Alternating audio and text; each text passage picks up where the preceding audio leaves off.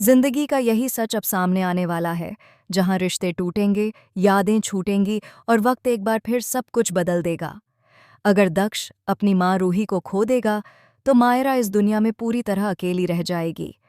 वो मासूम मायरा, जिसने अभी ठीक से जिंदगी को समझना भी शुरू नहीं किया है, उसे इतनी कम उम्र में इतने बड़े दर्द से गुजरना पड़ेगा।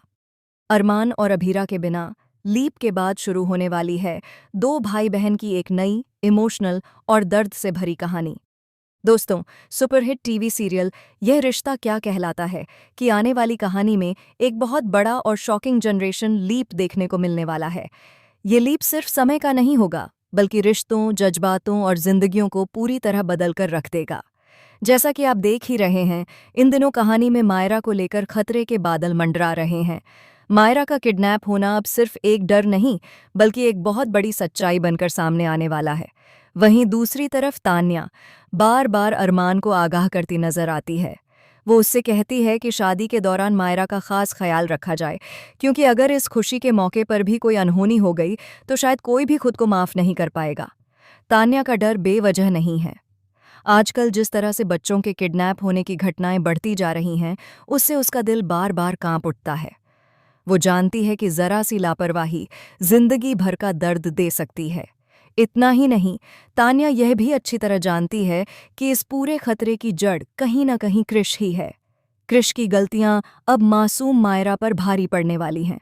दरअसल कृष ने अपने पुराने कर्ज को चुकाने के लिए अपनी पहचान और इज्जत मानी जाने वाली पोडार फर्म तक बेच दी होती है। जिन लोगों से उसने पैसे उधार लिए थे, वो लोग कोई साधारण लोग नहीं थे। उन पैसों के बदले अब वो लोग मायरा को किडनैप करने की साजिश रचते हैं।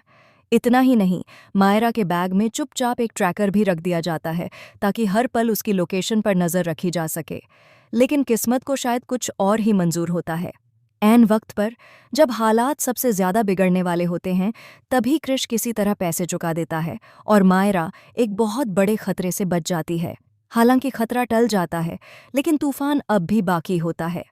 जैसे ही अभीरा को यह सच्चाई पता चलती है कि कृष ने पोदार फर्म बेच दी है, वो खुद को रोक नहीं पाती।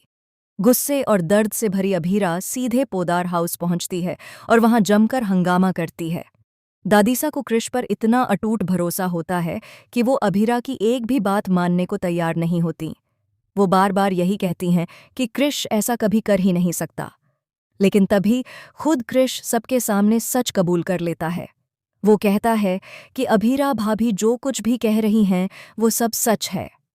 ये सुनते ही अभीरा का सब्र टूट जाता है। गुस्से में कांपती हुई अभीरा कृष को जोरदार थप्पड़ मार देती है।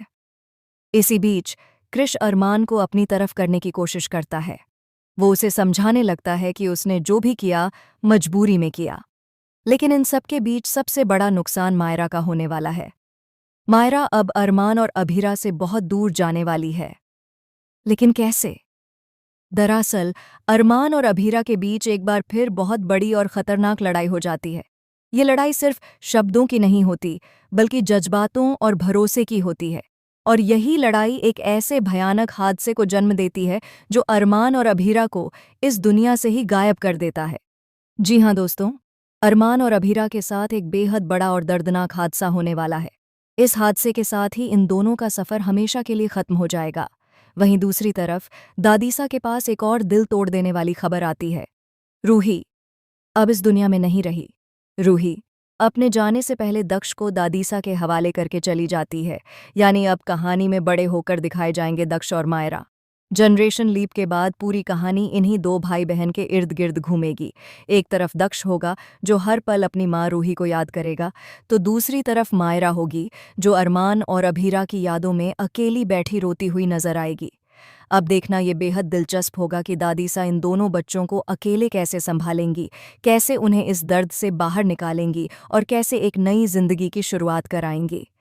तो दोस्तों, आप इस आने वाले जनरेशन लीप को लेकर कितने एक्साइटेड हैं? हमें कमेंट में ज़रूर बताइए। और क्या आप चाहते हैं कि लीप के बाद मायरा और दक्ष का पूरा सफ़र पूरी गहराई के साथ दिखाया जाए? ऐसी ही टीवी की लेटेस्ट, एक्सक्लूसिव और सबसे तेज़ अपडेट्स के लिए चैनल को सब्सक्राइब करना बिल्कुल न भूलें।